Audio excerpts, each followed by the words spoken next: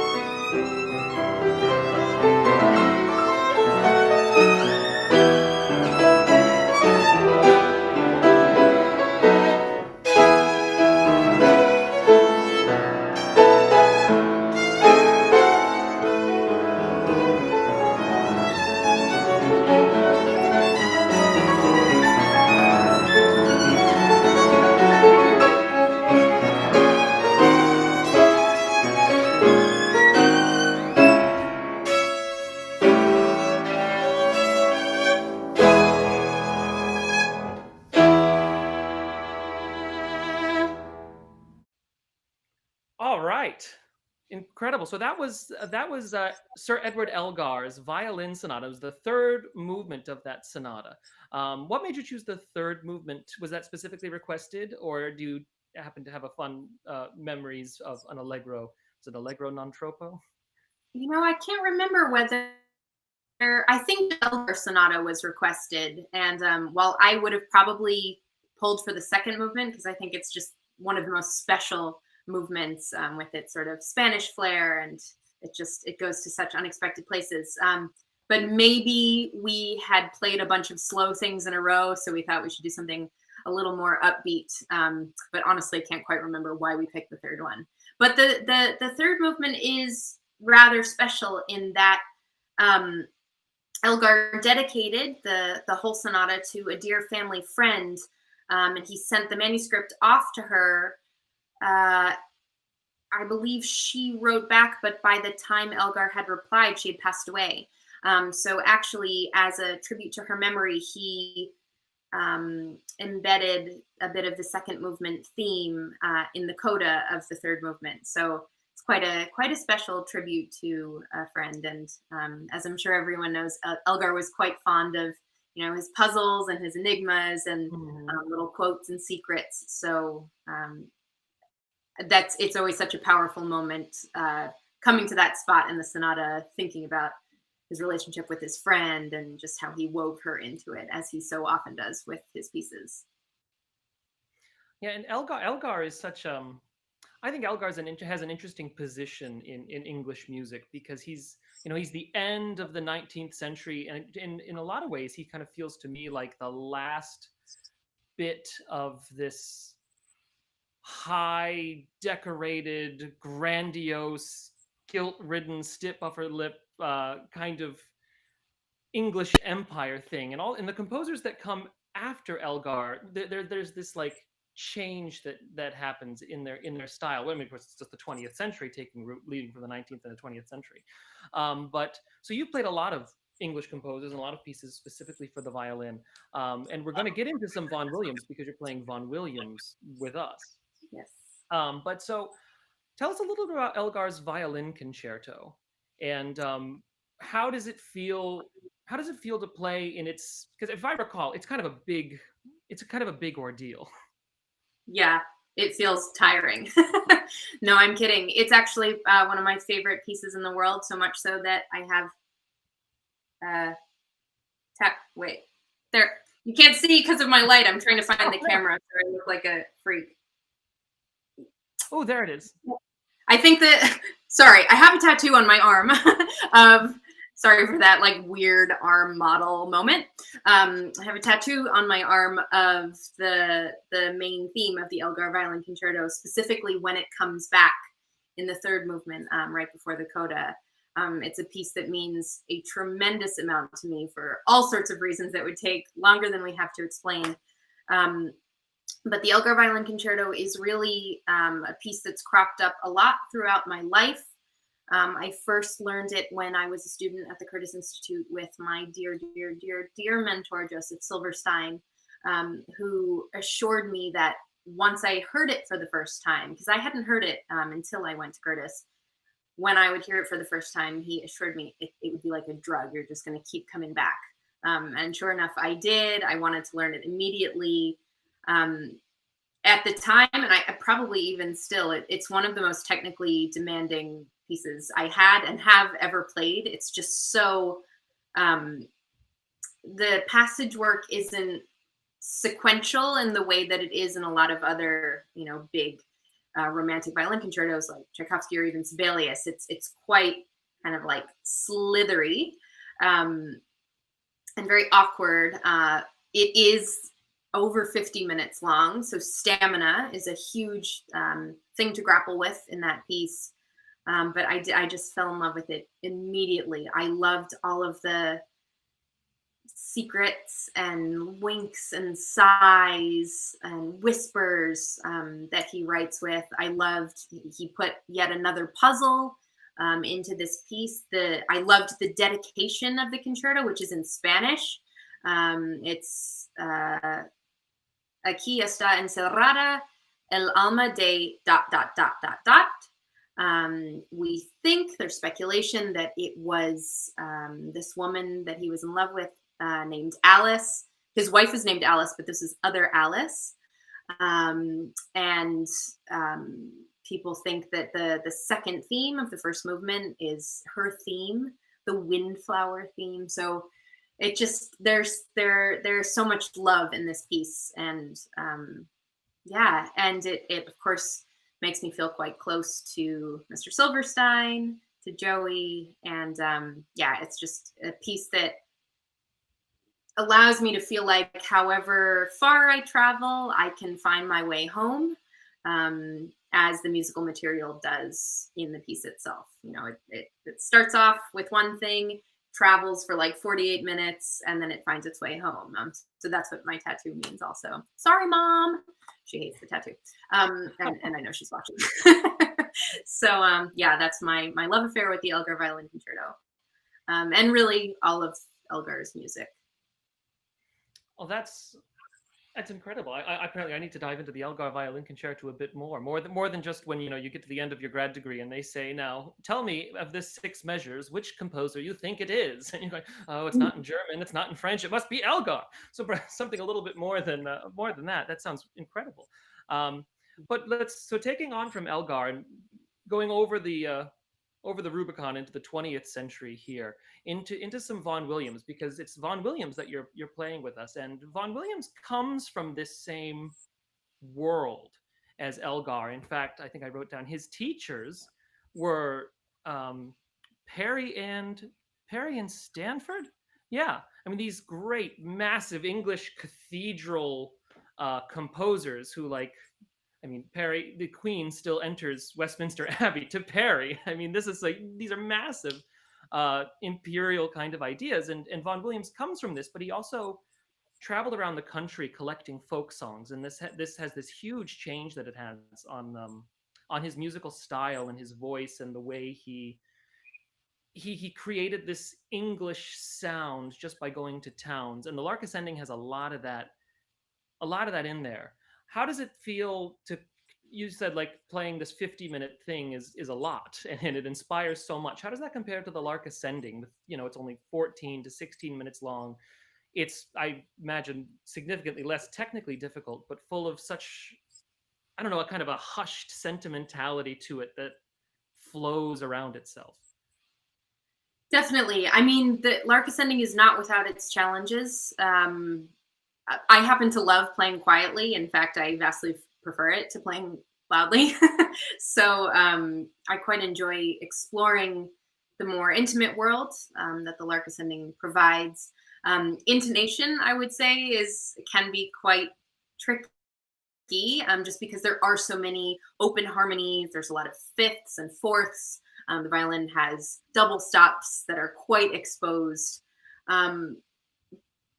But I also sort of love finding this almost like meditative state with the violin, getting it to ring as openly as possible, like really finding the bullseye of each pitch. That's something I love exploring anyway in practicing any piece, really.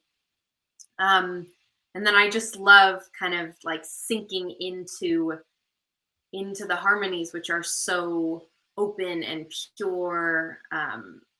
The double basses are like really low. The string chorales that he puts in are just so satisfying. And there's something so special about a whole string section playing as quietly as possible.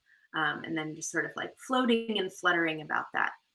And the piece you mentioned, it's about 14 to 16 minutes, depending on who's playing it.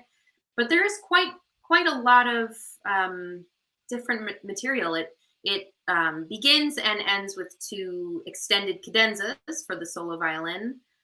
First playing over, again, held chords, and then the chords drop out, and then the solo violin is all alone. And I like to imagine that kind of a lark or a bird is fluttering from branch to branch. So the figures, they are very sort of like fluttery.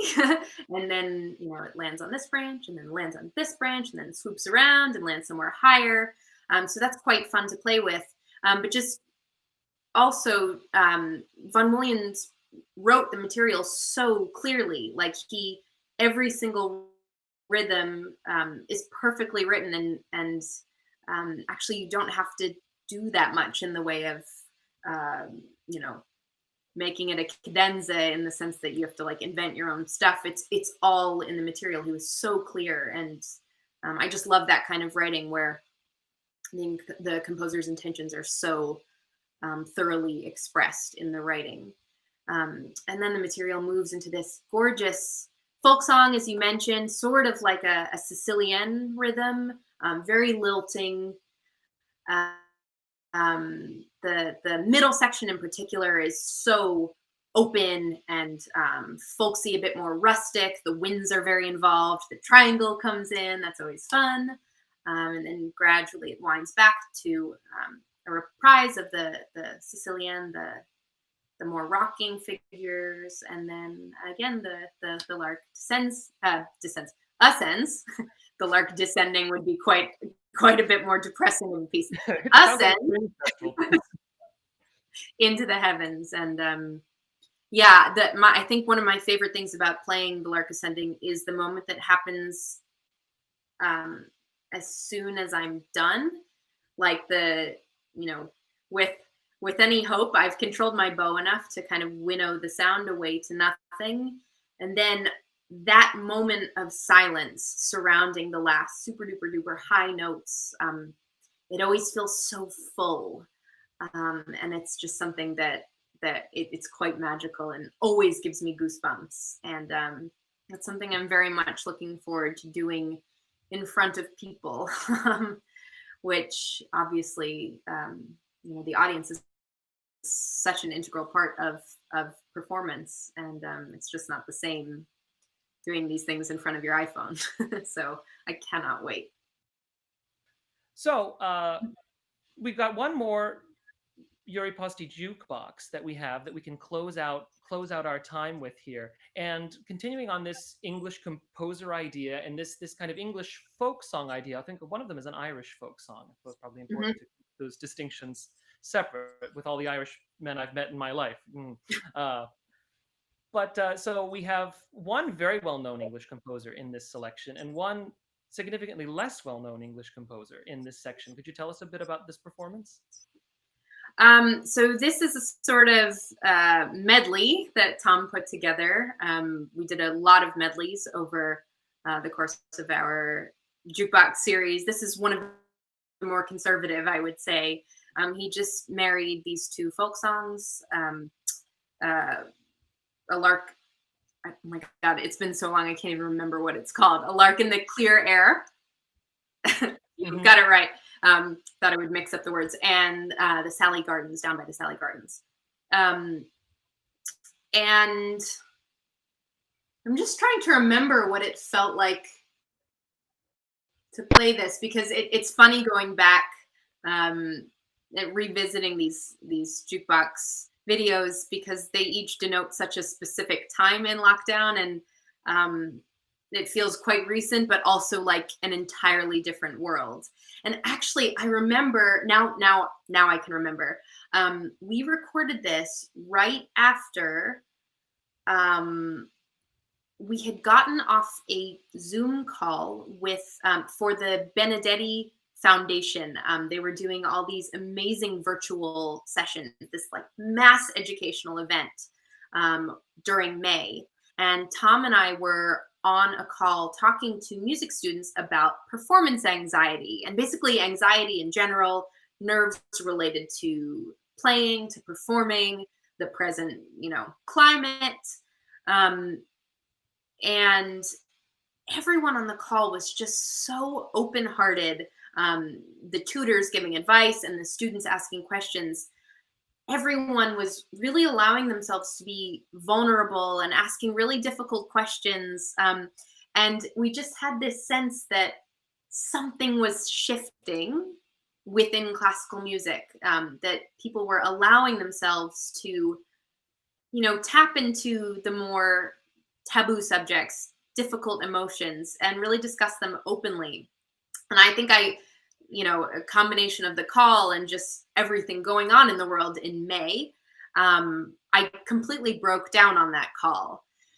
And just I was so overwhelmed in a good way with just how amazing everyone was. And then we had to record that day's jukebox. So we went to the piano, and what should be this very simple set of melodies took like 7 tries and like total meltdowns, like having to stop because I was crying. I think even I was maybe crying through the final take. Sorry, I haven't answered your question at all, but just thinking back, I recorded this particular set of very like simple, honest folk melodies. It really does speak to the power of, well, music in general, but even the most seemingly simple music. And yeah, sorry, just reflecting on this, remembering that time, which feels both very present and very far away.